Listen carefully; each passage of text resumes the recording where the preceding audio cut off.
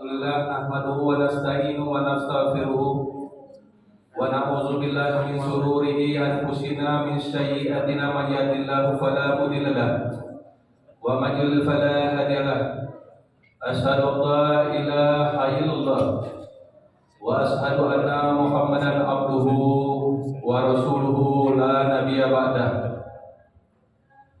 Yang kami hormati dan kami muliakan Bapak Al-Ustaz Dr. Andes Haji Junaidi Hamzah MPD. Yang kami hormati Bapak Pengurus Masjid, Ketua DKM. Yang kami hormati Bapak Ibu Jemaah Masjid Al-Barokah yang sama-sama telah kita sama-sama melaksanakan, yaitu sholat maghrib berjamaah. Insya Allah sebentar lagi kita akan melaksanakan yaitu kajian rutin kita bersama Bapak Al-Ustaz Dr. Andes Haji Junaidi Hamzah MPD. Bapak Ibu yang dirahmati Allah, puji syukur kehadiran Allah Subhanahu wa taala pada saat ini kita sama-sama dapat menghadiri yaitu pengajian rutin kita. Salawat berita salam tidak lupa kita sampaikan kepada junjungan kita Nabi besar Muhammad SAW beserta para pengikutnya yang insya Allah masih istiqomah mengikuti ajaran beliau. Bapak Ibu yang kami hormati, seperti minggu-minggu sebelumnya bahwa malam ini kajian kita diisi oleh yang mulia Bapak Al-Ustaz Dr. Andes Haji Junaidi Hamzah. Mengawali pengajian kita pada malam ini, mari kita buka pengajian kita yaitu sama-sama membaca basmalah. Bismillahirrahmanirrahim. Bapak Ibu, mungkin itu sekedar pembukaan kepada Bapak Al-Ustaz, kami persilakan.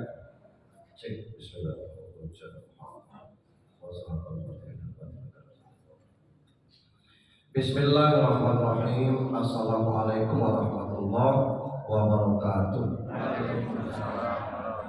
Innal hamdalillah, alhamdulillahilladzi hadana li hadza wa ma kunna linahtadiya laula an hadana Allah. Asyhadu an la ilaha illallah wahdahu la syarika lah wa asyhadu anna Muhammadan abduhu wa rasuluh la nabiyya ba'd. Allahumma shalli wa sallim wa barik ala sayyidina Muhammad bin Abdillah wa ala alihi wa sahbihi wa mawala. Qala Allah Ta'ala fi kitabihil karim, a'udzu billahi minasyaitonir rajim. Bismillahirrahmanirrahim. Ya ayyuhalladzina amanu la tulhikum amwalukum wa la auladukum an dzikrillah. Wa qala Nabi sallallahu alaihi wasallam auladakum bis-shalah wa hum abna'u sab'i sinin. Wa dribuhum 'alaiha wa hum abna'u 10 sinin. Wa farraqu bainahum fi madaji' rawahu Abu Dawud. Sadaqallahu azim wa sadaqallahu rasulul karim. Bapak Ibu jamaah Maghrib dan Isya yang dirahmati Allah Subhanahu wa taala. Hari ini tanggal 18, artinya kemarin kita baru saja memperingati hari ulang tahun kemerdekaan Republik Indonesia yang ke-79. Merdeka. Dan baca kencang-kencang kita nyebut merdeka karena kita belum banyak yang merdeka. 17 Agustus hari tahun ini rusak gara-gara Ketua BPIP yang terkait dengan pelepasan jilbab, meradang MUI se-Indonesia, netizen, dan 2 jam menjelang penggeledahan bendera itu yang bawa baki itu mestinya Maulina asal Sumatera Barat yang berjilbab diganti oleh Evelyn dari Bali dan Pasar tidak berjilbab. Itulah kondisi yang ada. Di sisi yang lain kita juga belum sepenuhnya merdeka. Ini bukan curhat, cuma menyampaikan saja. Salah satunya pesan harian UJH sekitar 2 minggu yang lalu, merdeka rumah sakit. Saya tertonton postingan orang tokoh Indonesia. Dia mengatakan bahwa rumah sakit Penang Malaka itu 80% pasiennya orang Indonesia. Dari Medan itu 7 penerbangan sehari, dari Padang 4 penerbangan sehari ke Penang itu. Nah, enaknya rumah sakit itu kalau tidak parahnya tidak oknum, tidak ada di oknum. Kalau parahnya, begitu selesai berobat, duit kurang tetap boleh balik. Bayarnya ke biro duit itu ada, boleh di TM, boleh diantar langsung. Salah satu cerita dari orang Jawa Timur, jalan-jalan ke Malaka, kena stroke. Tidak bawa duit, diobati di rumah sakit. Tahun berikutnya baru dia datang lagi, bayar ongkosnya berobat. Kita masuk rumah sakit itu pasti ditanya, umum apa BPJS? Umum kata kita. Nah kalau umum, silakan pasien ke situ, keluarga yang lain bayar administrasi di situ. Asa kita sakit, lalu gelantungan info sakit apa kita tidak tahu. Nah di situ tidak ada yang menderita itu. Jadi biayanya mencapai 100% kali lipat lebih murah dari kita dan pelayannya luar biasa. Dan kalau belum ada duit tetap boleh pulang dan bayar nanti. Kita belum merdeka tentang itu. Tapi kita tetap bersyukur bahwa Indonesia ini tetap aman, nyaman, tentram, damai dan sebagainya. Salam dan salawat untuk junjungan kita Nabi Muhammad sallallahu alaihi wasallam. Bapak Ibu yang saya hormati, seperti kajian-kajian sebelumnya, kajian dengan saya ini yang ringan-ringan saja, yang keseharian kita. Bapak Ibu yang saya hormati, ada beberapa sebab orang tidak mau sholat ke masjid. Yang pertama, memang tidak terbiasa ke masjid. Karena tidak terbiasa sholat di masjid, jadi dia menganggap sholat di rumah sama baik. Yang penting sholat. Yang kedua, orang enggan ke masjid karena kondisi keadaan. Maghrib jam 6:17, jam 6:10 baru sampai ke rumah. Belum mandi, belum ganti pakaian, tidak sempat ya untuk itu. Sementara jam 4 lah harus keluar lagi, sementara subuh jam 4:58. Tidak sempat ya ke masjid. Nah, yang faktor ketiga yang ingin kita bahas nih, ada merasa ketidaknyamanan sholat di masjid karena gangguan dari suara anak-anak kita. Ini materi kita malam ini tentang fikih tuntunan mengajarkan anak ke masjid. Gitu. Kita sholat itu kan pengen ibadah, pengennya ibadah mendengarkan suara imam sambil kita melafalkan hafalan kita, yang salah bisa kita koreksi dan kita sejuk. Tapi kalau cekikikan, rasa rusuk lebak-lebuk, otak kita mikir anak siapa, apa gawe, itu macam-macam betul, sehingga rusak konsentrasi kita. Nah, yang model ini bukan tidak boleh ngajak anak ke masjid, tapi kita coba bahas fikih tuntunan macam mana mengajarkan anak ke masjid. Ada beberapa poin yang akan kita bahas. Jika ada waktu nanti kita boleh tanya jawab. Kalau tidak tuh ya tidak tanya jawab. Yang pertama, hukum membawa anak ke masjid itu hukumnya mubah, boleh, bukan wajib, bukan sunnah. Ngajak anak ke masjid itu boleh.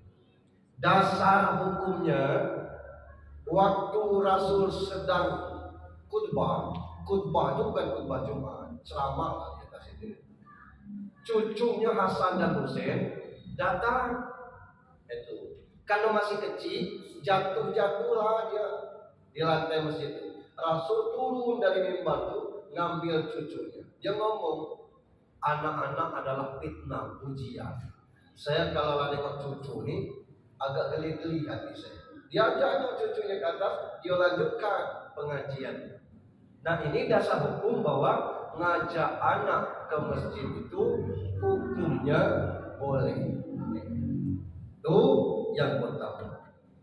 Kapan bolehnya itu? Nah, poin yang kedua, membawa anak ke masjid hendaknya diniatkan untuk melatih sholat. Yang ini yang kita gagal. Mengajak ke masjid anak itu diniatkan untuk melatih dia sholat. Nah kita pergi masing-masing, anak pergi tidak tahu, bapak pecah tidak tahu, ketemu sama-sama di masjid itu. Dan tidak ada nasihat untuk itu. Sementara kita butuh anak-anak ini kan dia tidak ngerti. Kalau dia ngerti, mungkin tinggal macam mana bahasa, tidak harus dimarah. Saya nukilkan sebuah kisah cerita tentang copotnya gigi. Ada raja giginya copot. Nah, dengan mimpi seperti itu, mimpinya giginya copot. Dia bingung. Dia manggil Perdana Menteri, carikan peramal apa tafsir mimpi ini. Didatangi peramal, kata peramal, maaf Tuan Raja, itu artinya Tuan Raja berumur pendek. Marahlah raja itu. Dihukumlah peramal itu. Kurang ajar kau ini. Meramal basing baik. Di penjara, cari peramal yang lain. Datang peramal yang lain. Diceritakan saya mimpi gigi copot. Apa arti mimpi itu? Alhamdulillah, Masya Allah. Itu artinya bahwa di antara keluarga raja yang paling panjang umurnya. Senang dia, dikasihnya 5 keping uang emas, dipujinya. Ini baru peramal katanya. Sudah itu dipanggilnya Perdana Menteri. Macam mana menurut kamu, tubuh peramal? Kedua-dua itu sama, itu raja. Yang pertama itu dia ngomong, ada di antara keluarga raja umur pendek, ada di antara keluarga raja umur pendek. Yang kedua tuh ngomong raja berumur panjang, raja yang berumur panjang. Tapi keluarga di antara yang meninggal itu maksudnya. Nah maksud saya cerita tadi ngajak anak ke masjid itu perlu seni komunikasi kita kepada anak. Ini jangankan seni, kadang-kadang Pak dia tidak ke masjid, tahu-tahu anaknya berkait dari mana kau? Dari masjid tadi. Ini yang kita ngeri, jamaah kiriman. Nah, maka kata Rasulullah, muru auladakum bisolat wa hum abna'u sab'i sinin. Ajar anak-anak untuk umur 7 tahun. Jadi kalau anak ngajar anak ke masjid itu mulai umur 7 tahun. Kemudian wadribuhum, pukul mereka kalau sudah sampai istri sini 10 tahun. Pukul itu bukan digebuk, tapi dengan kata-kata itu tadi. Jadi anak yang diajar ke masjid itu umur 7 tahun. Ngaku insya Allah lah paham jangan, lah mengerti tidak. Mengerti ditegur, tahu dimarah. Kata Syekh Ibnu bin Baz, dianjurkan bahkan disarankan untuk membawa anak-anak ke masjid jika usia mereka 7 tahun atau lebih. Dan boleh dipukul jika usia 10 tahun karena dengan membawa ke masjid ia akan terbiasa sholat dan mengetahui cara sholat, sehingga ketika dialah balik dia sudah paham cara sholat dan terbiasa sholat bersama saudaranya dari kaum muslimin. Sholat kan tidak dipelajari gerakannya, tubuhnya nengok. Nah, kalau kita tidak belajar sholat, tidak sempat ngajarnya, paling tidaknya bisa belajar di masjid, bisa nengok orang di masjid macam mana cara sholat orang. Poin yang ketiga, membawa anak ke masjid tidak diperbolehkan jika menimbulkan gangguan. Gangguan ini para ulama membagi 4. 1, belum bisa diatur dan dipahamkan. Anak umur 5 tahun ke bawah itu belum bisa diatur. Kita omong jangan ribut ya, orang nak semayang ya.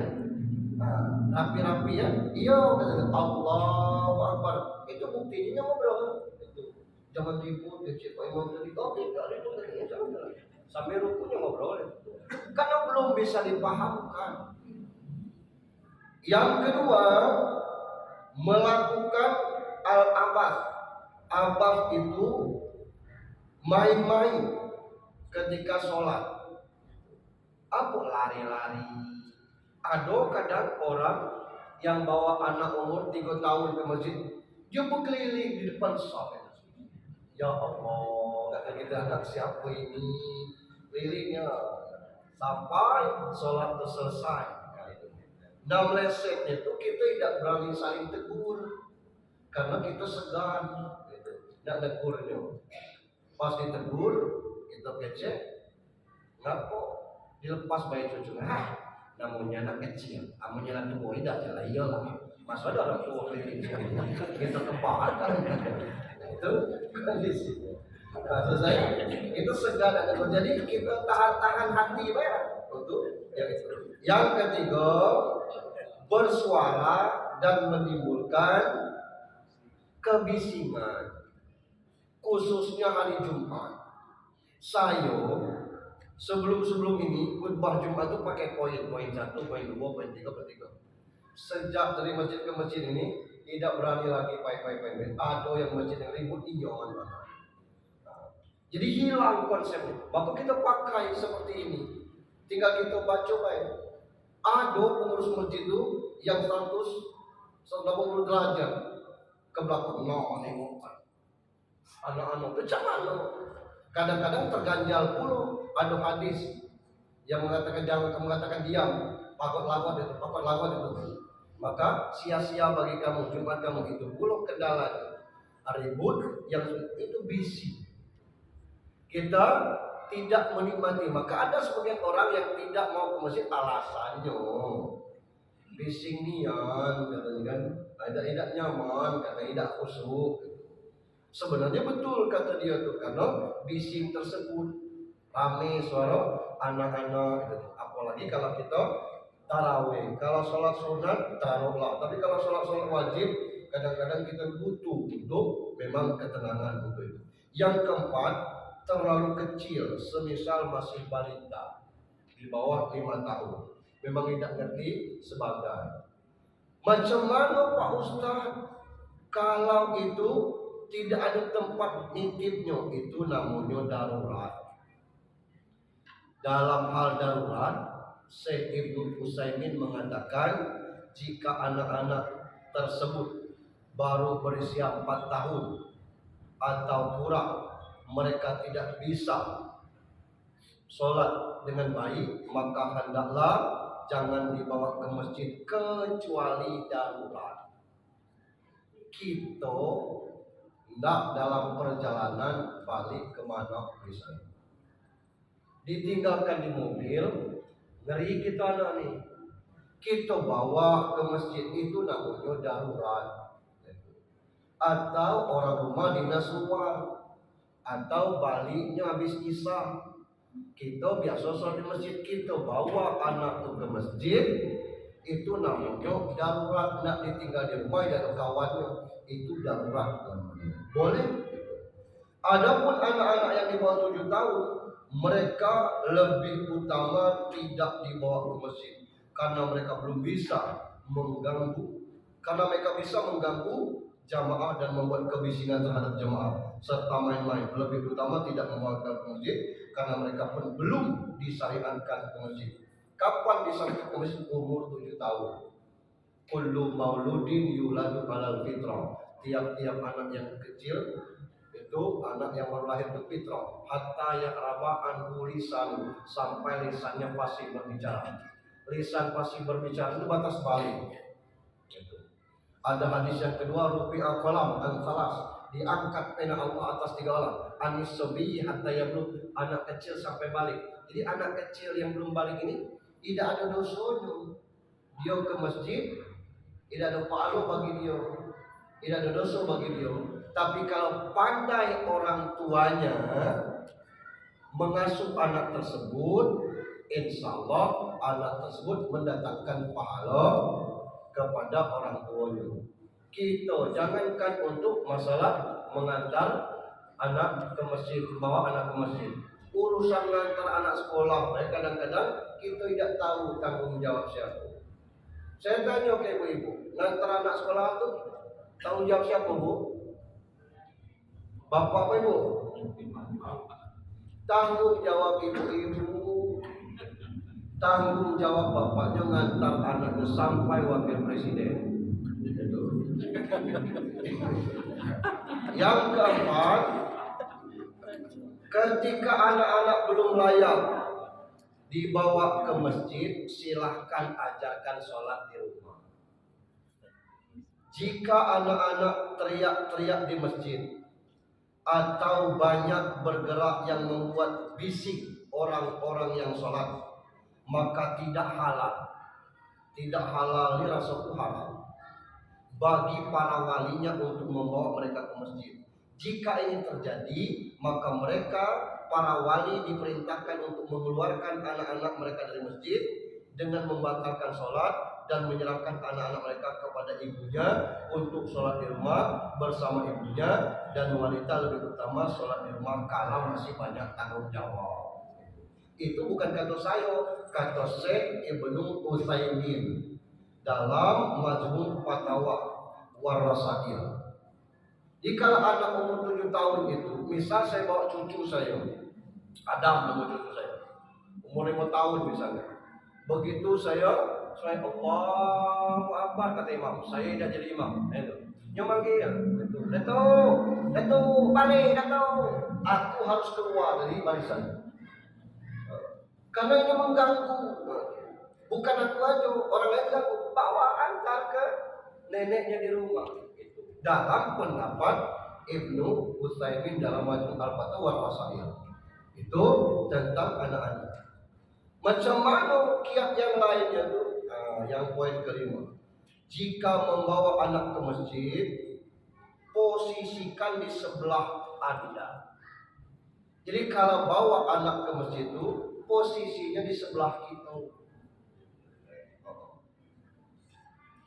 Tujuannya agar bisa memberikan peringatan kepada anak-anak ketika mereka berpulang, yaitu dengan isyarat tangan atau gerakan yang sedikit sehingga mereka paham bahwa mereka diminta untuk tenang.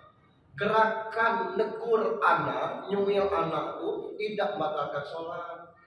Karena Rasul pernah ada Jabir sholat di sebelah kirinya, ditarik Rasul sholat ke sebelah kanan.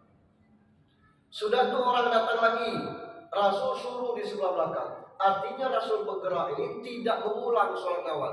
Nah kita ngajak cucu, ngajak anak, Allahu Akbar, nyom mulai gelisah, kita cuy. Itu tidak batal sholat kita, dalam rangka menertibkan anak ini. Itu kata dalam pelaksanaan sholat. Tapi kata Wahbah Zuhaili, syarat anak itu di samping kita ada 2. Satu sudah hitam, yang kedua wudunya benar. Kita ngomong apakah tidak putus saf? Nah, kita punya tiang masjid ini. Ini kebetulan tidak baca ada orang pas di tiang itu, maka putus safnya itu. Sama posisinya dengan anak kecil, kata bin Bas. Yang lebih parah lagi, Masjid Al-Iman Tanah Patah, saf kedua itu, saf pertama itu lah sudah tiang besar itu putus safnya karena tiang. Kalau itu putus safnya, maka dikatakan putus saf. Tidak, tiang itu samalah dengan anak kecil, jadi tidak putus saf. Lalu saya pengajian di Masjid Al-Musafir, Pak Ustaz, macam mana kalau anak itu nyelonong ke saf depan ini, padahal kita tidak tahu yang sudah bersunat atau berwudu dengan benar. Nah yang model itu butuh garansi. Apa garansi? Saya ngajak cucu, mesti saya yang Pak tidak boleh anak-anak kesini nih lalu buka setting atau sudah bersunat. Tidak, itu ada garansinya orang tuanya atau datuknya yang bawa ini cucu ngaku, insya Allah aman, tidak apa-apa. Boleh model itu. Dan itu tidak memutuskan kata bin Bas dalam pendapatnya. Tadi kata Wahbah Zuhaili, syarat tidak putus saf itu 2 tadi. Kalau umur 7 tahun untuk anak kita biasanya lah hitam itu. Iya, lah sudah bersunat kalau umur 7 tahun anak-anak kita tuh. Sunat sudah diajari wudhunya.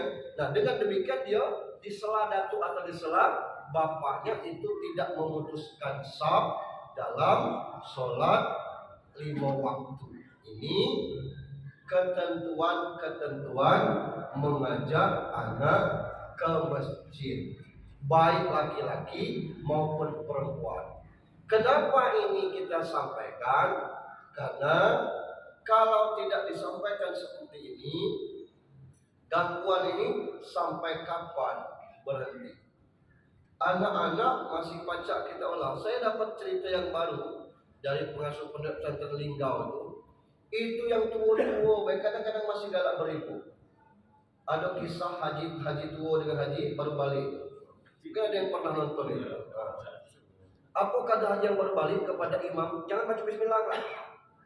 Kata imam yang tua, imam lama, tahun 80-an, tahun 90-an, yang aku tidak baca bismillah. Aku di baru balik kemarin. 40 hari yang di Mekah. Tidak ada imam Mekah baca bismillah. Salah sebenarnya kita. Wah itu di Mekah, ini di sini. Aku nak update, Pak Wo, kata update. Akhirnya ribut haji tua dengan haji muda.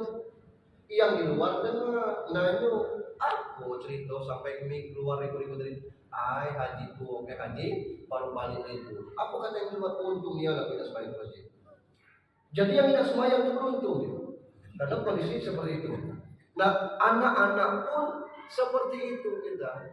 Kita suka, senang dan cinta kepada anak untuk mengajak dia ke masjid, mengajarkannya salat, tapi fikihnya tidak kita pahami. Macam mana ketentuannya belum kita pahami untuk hal demikian.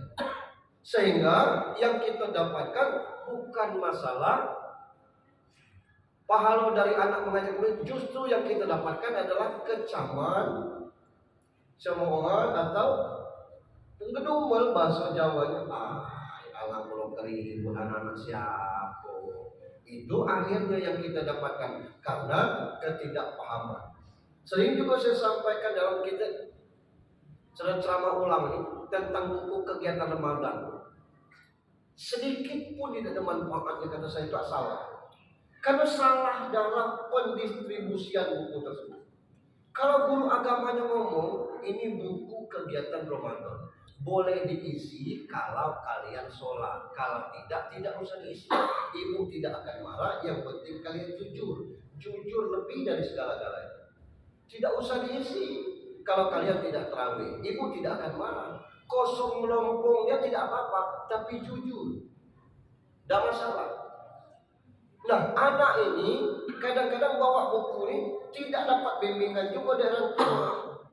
Orang tua tidak ngomong, mana buku kegiatan Ramadan kamu? Ngapa bu? Sini ibu yang megang. Kalau kamu sholat lah ibu yang ngasih ke ustaz. Kalau tidak usah. Ketika anak itu tidak sholat, mestinya ibunya ngomong, ayo kita balik. Buku tidak usah ditekin kamu tidak sholat. Supaya dia tahu malam kedua, malam ketiga, malam keempat insya Allah dia sholat.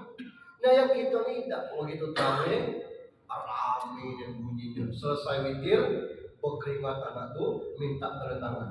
Tidak kita tanda tangani ala kepandian ustaz ini. Ditanda tangani dua kesalahan itu. Satu, anak itu tidak sholat. Yang kedua, itu tuh data palsu. Nah ini bertahun-tahun model itu, makanya tidak pernah tuntas urusan masjid itu. Dan saya pernah belajar dari Masjid Al-Amin Jalan Jeruk, tidak salah, di Perumnas, lurus puskesmas itu. Saya pernah sholat di situ, heningnya, enaknya sholat. Alangkah hebat anak-anak orang sini, tidak ada bunyinya sampai ke witir itu. Belum balik itu aku tanya, cemana anak kamu tertibnya sini? Ketahu pengurus masjidnya. Ada kiatnya Pak Ustaz, ada cara. Macam mana caranya? Terpaksa tiap malam tuh ada rismanya yang pikir, tidak sholat tarawih. Yang lanang jago anak lanang, yang dino jago anak dino. Kerjanya megang buku. Yang ribut ditarik dari belakang, ini buku kau, balik. Orang nggak sholat. Yang dino juga mau kalau nangis keluar.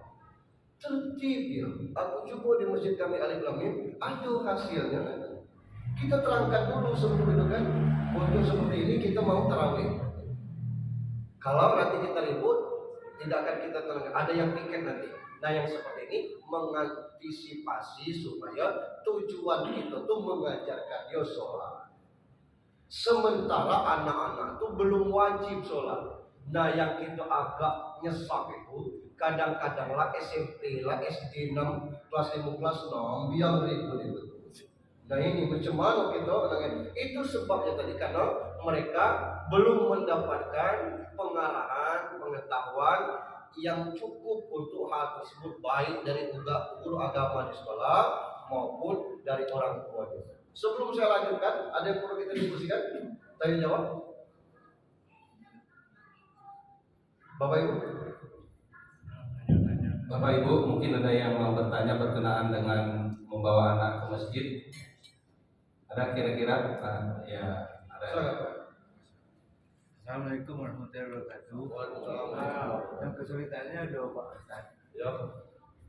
Kita ini kebanyakan anak-anaknya aja yang bersih. Orang tuanya tidak. Macam mana kita nak negur? Bapaknya, mama tidak tahu mana itu bersih. Buktinya, ada saya ke rumah sakit di jalan. Tahu yang pakai kain, yang begini.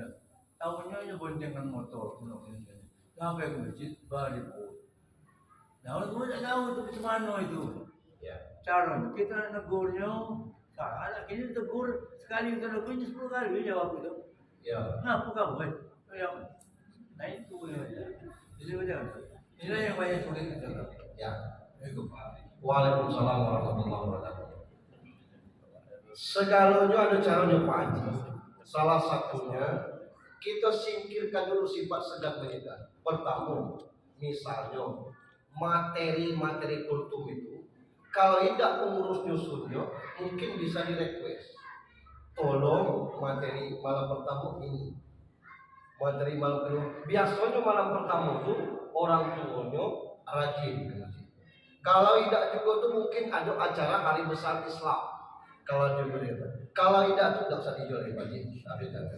Nah itu kira-kira. Jadi kiat-kiat kadang-kadang kita materi kultum Ramadan itu juga tidak masuk di kita karena tidak tersusun materi itu ustaz ini ustaz itu ustaz itu.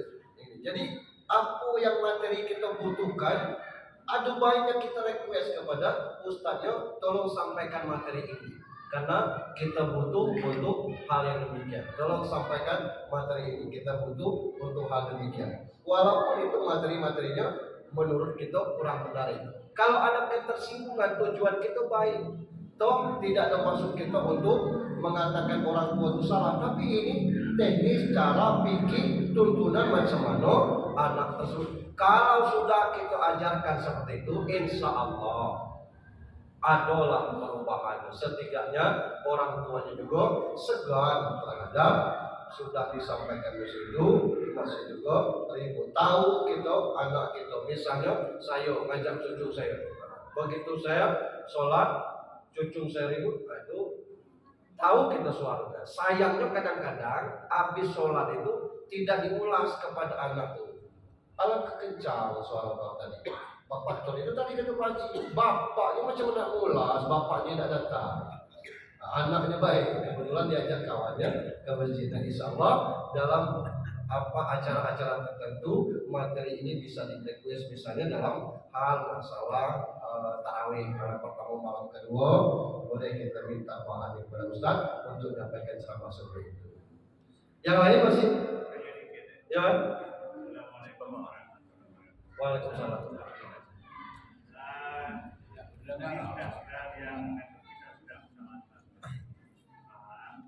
Cuman ada masalah kalau sekali di masjid kami. Habis sholat, anak yang di belakang tadi yang setengah ribut, setengah tidak cepat-cepat ingin menyalami orang tua kita semeraut. Gimana ini? Ya. Dalam dalam tuntunannya selesai sholat itu tidak ada tuntunannya harus salam-salaman, tidak ada. Kadang-kadang jangankan anak-anak, yang tua-tua ini masih kami kita sibuk nah ini yang minta salam nih.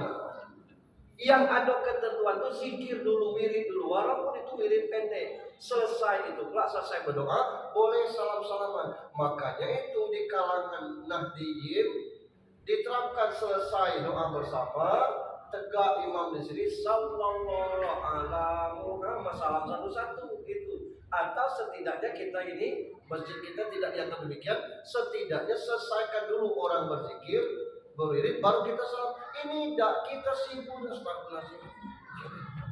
Apalagi anak-anak, nah, karena ketidakpahaman itu tadi. Jadi belum boleh untuk hal demikian. Jadi untuk salam-salam kepada anak-anak ini, karena memang ini tidak pernah dikasih tahu kepada anak-anak. Jangankan anak-anak, orang tua juga seperti itu. Kadang-kadang kita kemana-mana ini dibuat anak nemu yang tua tahu apa namanya kan bapaknya tidak bilang itu mestinya bukan dimarah tapi nanti ya selesai bapak zikir baru salam. Nah ini memang perlu dikasih tahu tentang hal demikian itu karena tuntunan salam itu tidak ada yang ada diminta kepada kita tuh zikir wirid gitu. Tidak panjang, tidak pendek, tidak sama-sama, tidak masing-masing itu tidak diatur karena hadisnya ada galau boleh sama-sama, boleh masing-masing. Nah, yang urusan salam-salaman selesai itu di penjelasan ceramah Ustaz Adi Hidayat juga terang benderang dia menerangkan masalah itu. Sebaiknya kita wirid zikir dulu minimal selesai sholat kalau kita ada buru-buru berdoa dulu lah. Berdoa dulu, tengok dulu kiri kanan. Kalau kawan masih sibuk dengan zikir, tidak usah kita cuak-cuak. Orang masih tidak berzikir. Kadang-kadang kita sibuk sebelah sini dan salah masuk kita. Itu tadi kan, tidak ngitung tasbih itu tadi. Saya pikir mulai itu perlu dikasih tahu. Apa ini saya sampaikan saya sebagai orang tua. Karena tadi penjelasannya itu sangat jelas berdasarkan fikih. Nah ini kalau dibiarkan begitu, mungkin saya menyampaikan itu ada yang kurang senang. Tapi demi untuk keselamatan kita semua, kenyamanan, kebaikan kita semua. Mungkin merasa tidak senang pada saya, tapi nanti pikir ke depan. Karena saya mengharapkan itu bagaimana supaya ini seorang itu tertib, orang tuanya bagus, anaknya juga terdidik, anaknya juga terlatih. Terima kasih. Ya, terima kasih. Jadi begitulah. Siapapun kalau dia jamaah masjid itulah negur sesama jamaah itu menyebabkan pro kontra. Model kata Wan tadi pengakuannya jujur, kalau saya tegur orang ngeci apa pulau hak Pak Haji nak negur-negur itu. Nah tujuan kita baik, ketidakpahaman ini kita coba runutkan berdasarkan fikihnya. Dalam mengajak sholat ada caranya. Kalau umurnya di bawah 7 tahun, tidak usah dulu bawa ke masjid, ajarkan di rumah, itulah tugas istri. Kalau 7 tahun, ajak boleh ditaruh di samping kita, supaya dia paham. Ada orang bertanya, macam mana Pak Ustaz? Orang lah sholat, aku di saf terakhir, 1, 2, 3, 4, bapak-bapak yang dewasa, 5, 6, 7, anak-anak. Macam mana? Boleh kita ngomong ke anak-anak itu kalau dia bergelut, kalau dia ribut, kamu mundur di sebelah. Nanti ada orang tua nak salat ini. Tapi kalau anak itu tertib, walaupun masih kecil, itu tidak memutuskan saf. Silakan kita di urut ke-8. Tapi kalau dia bergelut dan sebagainya, kita ngomong mundur ke belakang. Orang nak salat, jangan bergelut kamu. Boleh, karena kita belum salat. Kan sering kita kan bingung kita nak ngusir anak ini nyolat di saf sholat, tapi sambil sholatnya tolak-tolak, nengok-nengok, ngobrol-ngobrol gitu tuh. Nah yang model ini boleh kita mundur kamu ke belakang karena ini saf untuk orang dewasa. Biar kamu sholat di belakang, jangan ribut dia. Bukan tidak boleh sholat, tapi kalau dia tenang sholatnya itu insya Allah tidak memutuskan saf kita. Ada lagi? Ya. Waalaikumsalam warahmatullahi wabarakatuh. Terima kasih Pak Ustaz. Di masjid sini sering terjadi bawa cucu atau anak di sebelakang. Tapi anaknya bawa 5 tahun. Bapaknya atau neneknya atau kakeknya di depan. Ketika dia menangis, apa yang harus kita lakukan ini? Apakah kita keluar dari saf sholat, ngurus anak, atau kita biarkan? Ini sering terjadi di sini, Pak. Ya. Ya, anaknya nangis di belakang. Ya. Maknya tidak mau keluar dari saf, atau bapaknya tidak mau keluar dari ini. Nah, mana yang lebih baik? Terima kasih, Pak. Ya. Dikatakan oleh Syekh Ibnu Utsaimin mengatakan jika anak-anak teriak-teriak di masjid atau banyak bergerak yang membuat bising orang yang sholat, maka tidak halal bagi para walinya untuk membawa mereka masjid. Jika ini terjadi, kalau anak tuh yang ribut tidak halal, jangan diajak ke masjid katanya. Tapi masih diajak ke masjid juga, kata Syekh Utsaimin ini. Lalu mereka ribut, walinya itu diperintahkan untuk membatalkan sholatnya. Batalkan sholatnya, antar anak itu balik, suruh nenek atau ibunya untuk mengajarkan sholat di rumah. Nah di kita, naim kalau model itu. Alangkah kejamnya, padahal ini bukan pendapat ustaz, bukan pendapat, tapi pendapat tokoh agama ulama, Syekh Utsaimin.